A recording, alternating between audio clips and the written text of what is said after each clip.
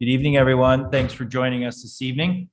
I know we got a special meeting squeezed in here before we go on break, so thank you for all of those that participate in person, and I'm sure we have 36 people right now on Zoom. We also have Dr. Adley, Julie Best, and Dave Brown on Zoom also, so thank you all for joining.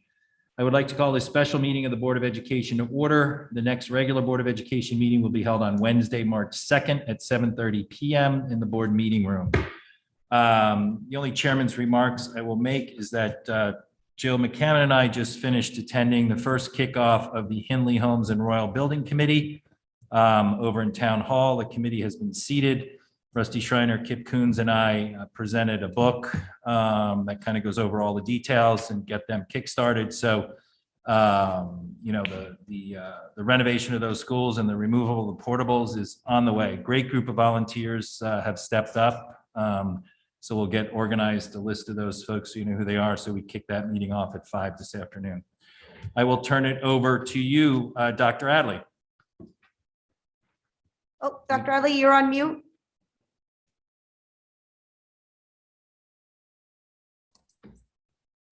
Good evening, everyone. It's nice to see everybody remotely, and thank you for coming together at very short notice. I thought it was important that we do so. There's a number of school districts that are indicating kind of their intention at this particular point. Our community has been patient. The board had indicated a desire to come together and take a vote on this particular matter, and it's also helpful as we prepare our staff to receive our students on the 28th. Should the board decide to do an optional mask wearing decision. So with that, I do want to thank Dr. Kennefack, David Knopf, our health director, and Emily Merritt, our COVID compliance officer and school nurse, for all of their work over the past 2 years or so, and particularly also as we come down the stretch here and helping us through this phase. As you know, the Department of Public Health and the State Department of Education said that they would come out with guidelines and recommendations. We did meet with them on Tuesday morning as a superintendent group, and there was no updates at that particular point, nor did they indicate when an update would be forthcoming. With that, the medical team met and made some recommendations, and I would like just to very, very quickly just go through those. And again, Dr. Kennefack, David, and Emily are here online if the board has any questions. So with that, I'm going to go through very quickly just some of the data that allows us to make the decision or recommendation moving forward. I've also just given you a wee update that just momentarily we got an email from the State Department of Public Health or State Department of Education that said tomorrow morning we will be discussing a draft of a document. So I'm not quite sure what that means, but it's a wee bit more encouraging than half an hour ago. So that's the latest, literally the latest. But with that, we will be on that call in the morning. If there's any changes, I think we can. We're adept at making those changes very quickly. So we'll do that. And if there's any changes to what we discussed tonight or what the board agrees on, certainly we'll make that known and react accordingly. So just want to talk about real quickly here, and we'll get our other medical advisors on very quickly. In making a decision or recommendation, it is done so with a significant decline in the COVID cases that we've experienced, particularly over the last month. The high vaccination rates of our students, staff, and community. We've over 90, nearly 100% on the staff in the community, and the students, particularly of middle school, high school age, the younger kids, minimally are at 55 or above. In fact, we know that it's above that 55 mark. The hospitalization, the pressure on hospitalization or lack thereof, and the lack of spread in schools, and rather low acuity of the illnesses that are experienced. And again, I won't speak for my medical advisors, they can speak to those particular issues. Michelle, can you just move the slide, please?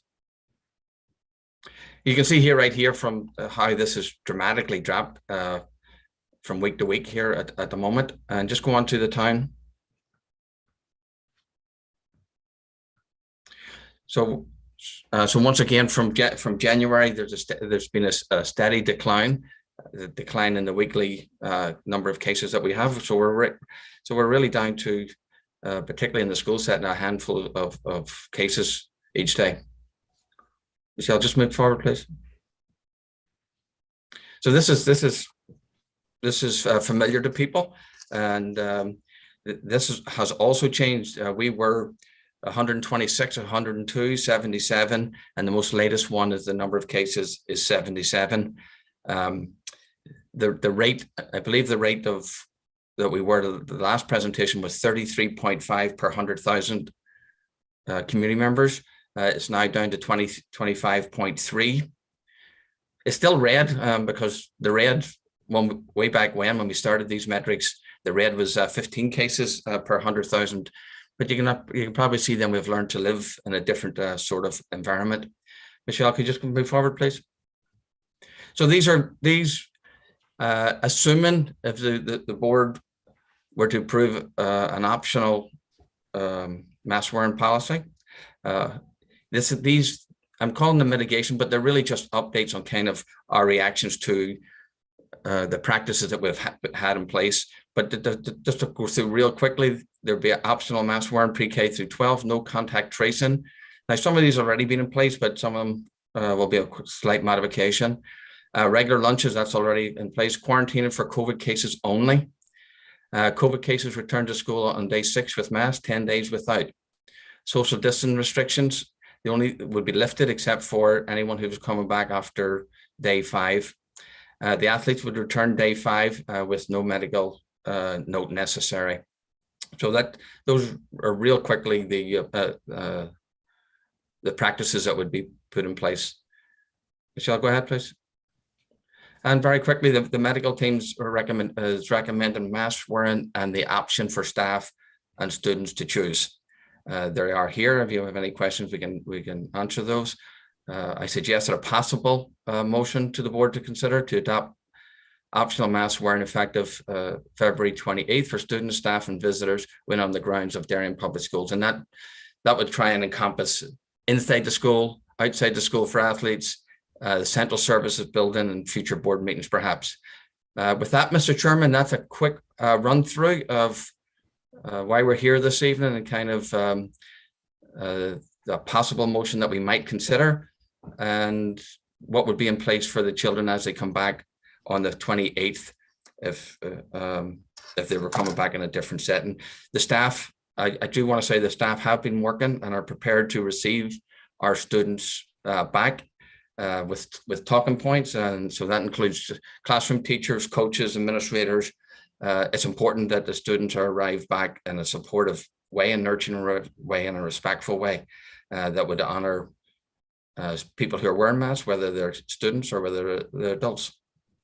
Mr. Chairman, I'll hand it over to you, sir. Just if you want to open the floor to any of our medical team, they might do that, or if there's any questions. Sure. Thank you, Dr. Adley, and thank you to the medical team that's on the call this evening. We appreciate you being here. So with that, I will open it up to board questions. Mr. Sini. I'd like to make the motion right off the bat, and then we can have discussion if that's okay with you, Mr. Chairman. Sure. So I'd like to make the motion to adopt the optional mask wearing effective Monday, February 28th for students, staff, and visitors when on the grounds of Darien Public Schools. Do I have a second? Mrs. Achman. Conversation, questions. Mrs. Achman. So I have a procedural question but first a question Sure. for the medical team. It says the district medical team recommends mask wearing and the option for staff and students to choose. It just seems a funny way to say it. So I guess if the board is being asked to vote, and we're not the medical team, are you comfortable with optional mask wearing in school? I'll take first stab at that. And the So answer, Yeah, David, we can barely hear you. Do you have a sound button there? Thank you so much. how's that? Is that better? A little better. If you could speak up a little more, be helpful. Thank you. I'll try again. Perfect, perfect. Technology is not my strong suit. Town Hall went to optional mask wearing a few weeks ago. And I think that we're in good position to have mask wearing be optional in the schools. The reason that I say recommended is because that is the position of CDC, and that's the position of the State Health Department. So, I'd like to encourage those who aren't certain, is really kind of the way I'd like to phrase this, that if anybody's not certain and not comfortable, they should wear a mask. And I think maybe if we say instead of recommended, we can say for anyone who's not sure and isn't particularly comfortable, they should wear a mask. And I think that we also need to make people feel comfortable with wearing a mask if they choose to.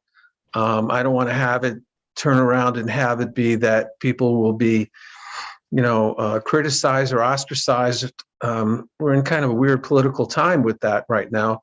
And, I'd hate to have someone who feels more comfortable wearing a mask, be in a situation where they're made to feel uncomfortable because they need to wear a mask or want to. So that's where the recommended comes from. Thank you. You're welcome. Yeah, I can echo Dr. David's I think opinion. Dr. Kennefic is answering. Sure. Yeah, I can echo David's opinion. I think that of all the towns in the state, Darien is well positioned to drop the mask mandate. We have a very high vaccination rate, even amongst kids. It's in the 5 to 11. It's not quite as high as the rest of the age brackets, which are in some cases 100%, but it's still much higher than the rest of the state. And case rates are dropping after a very precipitously after a very high level. I haven't seen case positivities ever in the pandemic like we saw over the holidays, basically. But, if people ask me what I recommend, to an individual, all things being equal, if you want to wear a mask because it does, cut down on transmission and it does reduce risk. But the risk is very small now.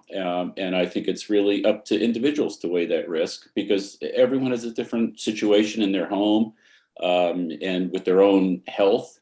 And I think we have to be supportive of people who have issues, either kids with risk factors or family members with risk factors. And we have to be supportive and respectful of those people's choices if they're not ready to stop masking. Certainly mask use in the town is still very high, at least in the retail settings. Almost everywhere we go, we see people still wearing masks in the community. So obviously people are somewhat comfortable with it. So for those who don't want to, I think the risk is very, very small to those people and the rest of the community. And we're at an auspicious time, if there has been one in the pandemic, where rates are dropping, people are vaccinated, the weather is tending towards spring. The only caveat I'd put out there is this virus is very unpredictable.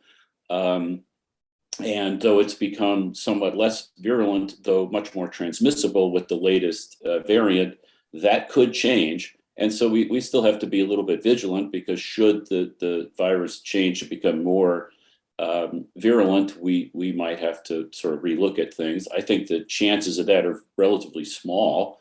But it's a possibility because the one thing we've learned about coronavirus is we can't predict its behavior very well. So that is my opinion. Thank you very much. Emily, anything you wanted to add? Your day-to-day on the ground in the schools, and thank you for all that you've been doing with Alicia out. You're welcome, but it's been really positive working with this team, and I think we're just looking at the data, and I think the data looks really good. And I think we would not make this recommendation if altogether we didn't feel like this was weighing the risks and the benefits. And there certainly are benefits. We all feel like this is a really good next step, and it's a positive step. And I think we're all feeling like this is the direction we want to go in, and we're looking forward to that. So thank you. Thank you very much. Additional board questions? Mrs. McCammon. I just have one technical question. I'm excited to see the data, look how it looks, but I'm curious to understand, maybe I'm just not reading it correctly. COVID cases return to school on day 6 with mask, and then we have athletes return after 5 days. What's the difference? Actually, it's just semantics the way it's written down there. Basically, people who come up, both of them could be coming back after day 5. Thank you. Could you say that? And it's possible that may change. The reason those are staying the same, that's the current guidance from DPH, so we have to follow it. It's very likely that that could change, and if it does, we'll let you know. We're not holding our breath, however, for a prompt response. So. Thank you. And just to clarify, so that there's been a question about day 5 and day 6. So we're calculating all this on day 0 being either a date of a positive test or first symptoms based on whatever comes first. So if it's day 0 is January 1, we're going, January 1, 2, 3, 4, 5, 6 is when they return. So that's when we mean by isolating through day 5, returning on day 6. Thank you.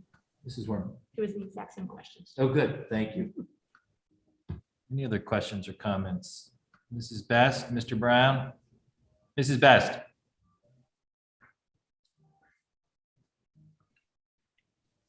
The mute button, Julie. Miss Best, you are still, oh, give me a second. Can you unmute now? Can you unmute now, Julie? There you go.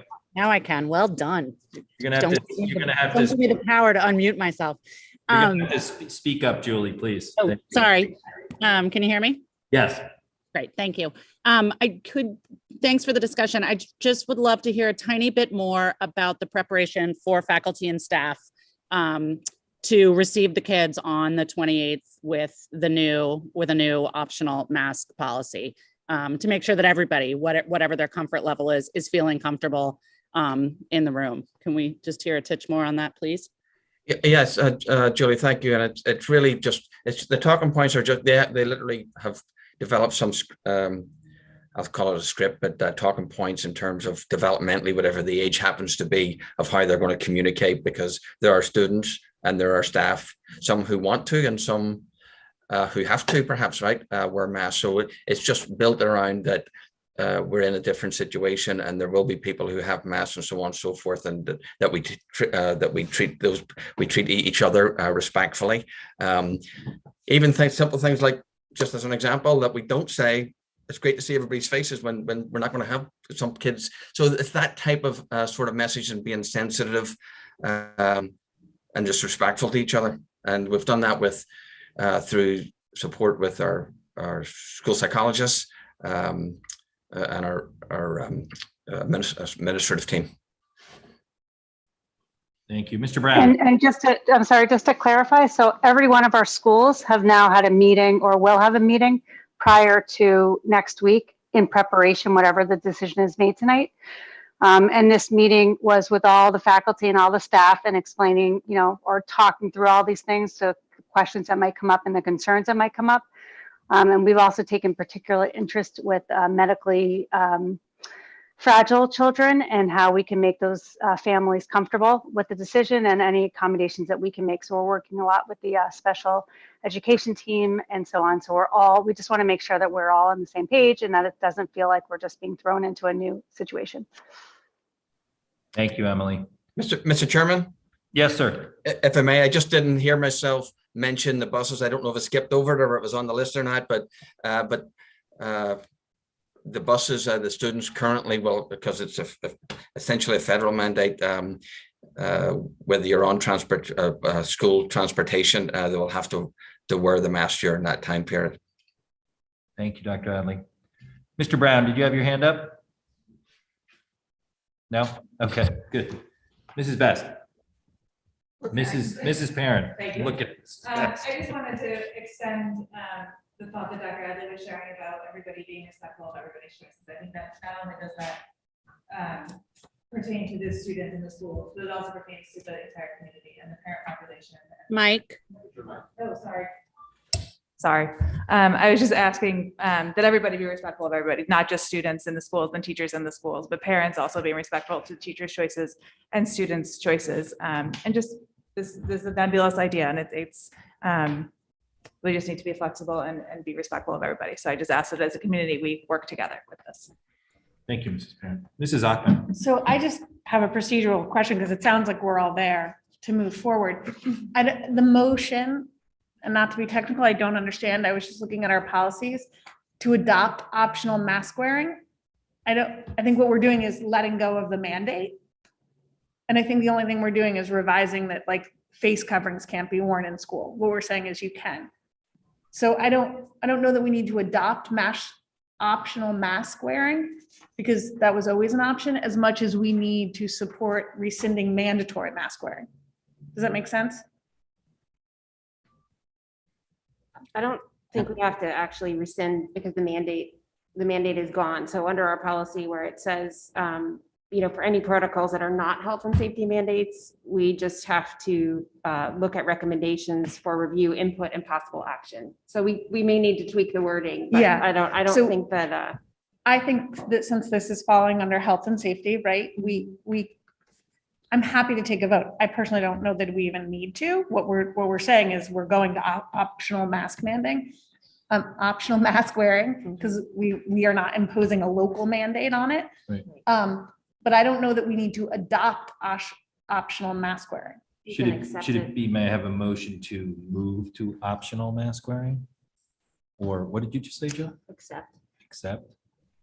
Yeah, I think the only thing that precludes us right now from doing anything, because quite frankly, you could wear it, is we do have a policy that talks about your face can't be covered at school. Head covering's okay, but faces can't. So we could probably say, the acceptance of students to wear masks during the pandemic, should they feel comfortable. I mean, you could make it affirmative, but it's not a mandate. And I don't know that we're adopting optional mask wearing. Do you want a motion to amend it to accept optional mask wearing? Yeah, I'm comfortable with that. I just don't know that we're adopting. Can you repeat that, please? So you're going to make a motion to amend it to read I would say something like, to accept. to allow for optional mask wearing effective Monday, February 28th. Because we're not adopting mask wearing as a system. What we're accepting is that if someone feels at this moment in time, still in the pandemic, under health and safety, that they want to, that's fine. We're just not mandating it.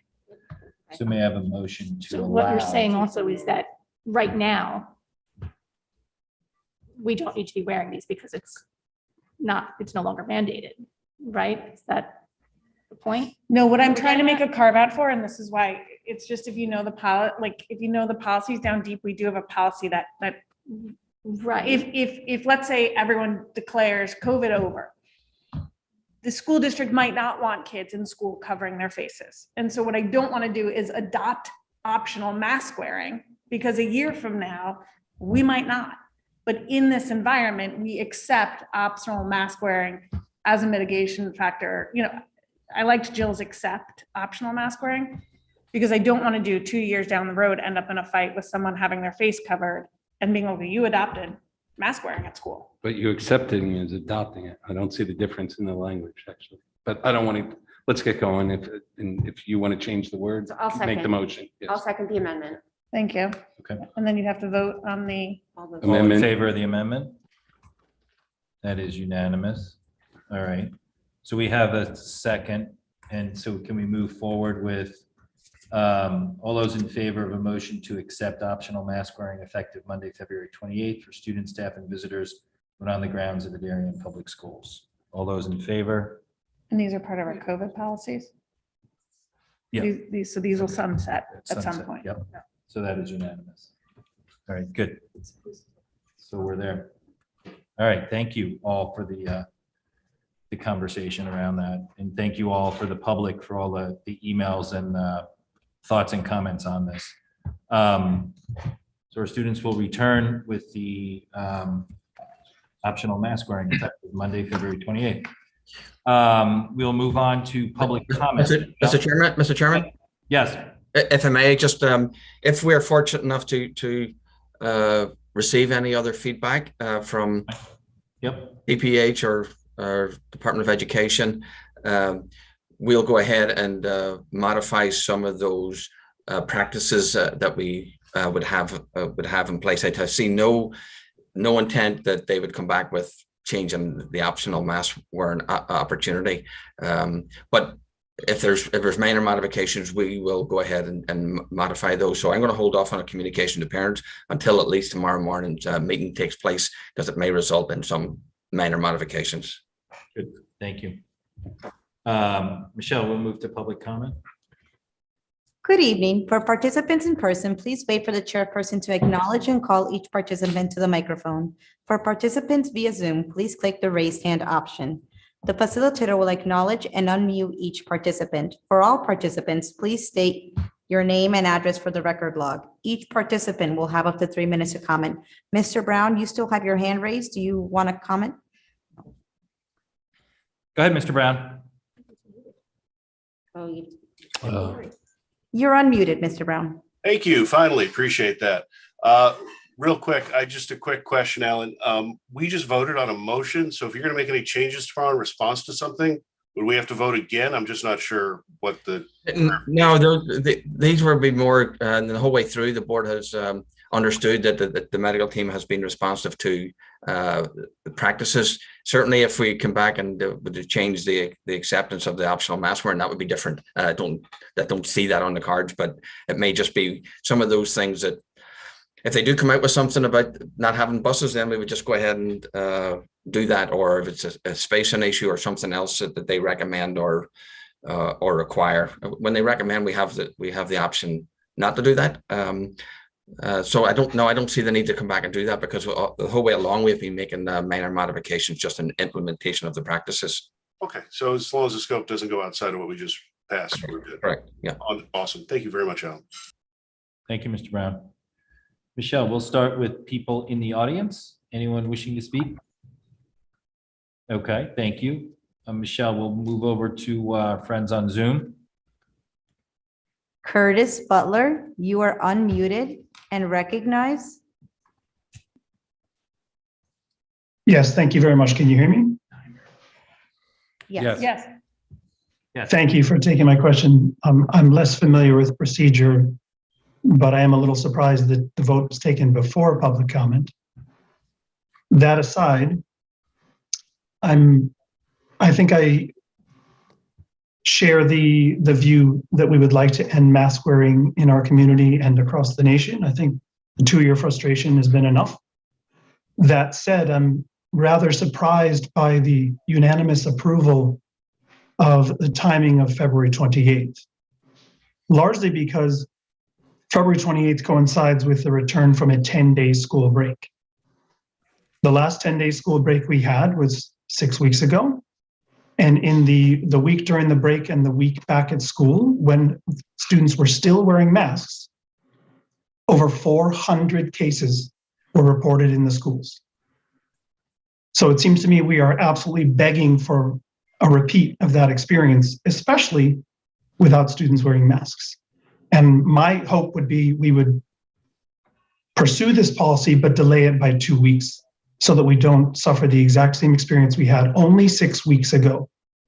Because the incidence of this and the pervasiveness of COVID across the nation hasn't really changed in 6 weeks. We're just seeing a lull right now because no one's traveling. As soon as they travel, it's back. The other point is, I was surprised to hear the discussion among adults saying we need to respect those in the schools who choose to wear masks. That is not, frankly, recognize the behavioral characteristics of school-age kids, meaning they're entirely peer pressure driven. They do not want to stand out. So the idea that kids will happily wear masks to school because their parents ask them to, when other kids are not, is incredibly unrealistic for most of us who have children. So I'm a little bit surprised by both of these, but my ask would be, unless we want a repeat of the numbers we saw in early January, which, as I said, we glossed over pretty quickly on that chart, but they exceeded 400 in less than 2 weeks. And it's pretty likely we're going to see another spike if the day they come back from break, we allow them not to wear masks. Thank you. Mr. Butler, could we just have your address, please, for the record? Yes, so Curtis Butler, member of the RTM and RTM Education Committee, 137 Hollow Tree Ridge Road. Thank you. Thank you for speaking this evening.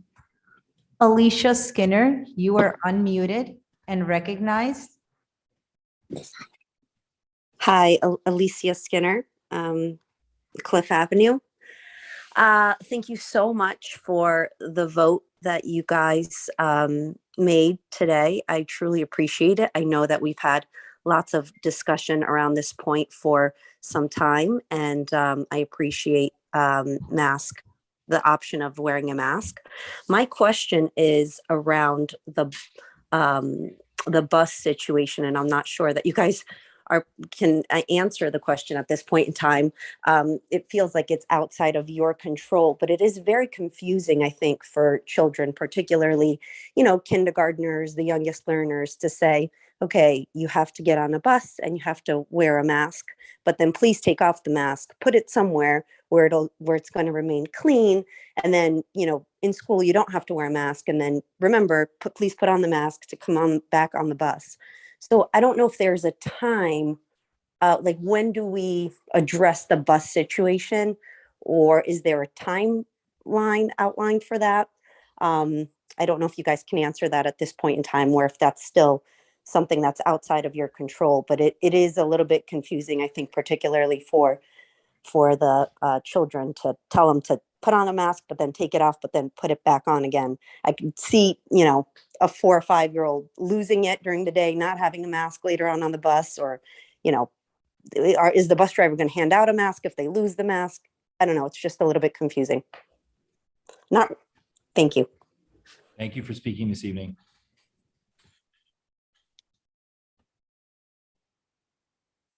There are no more raised hands at this time. Okay, thank you.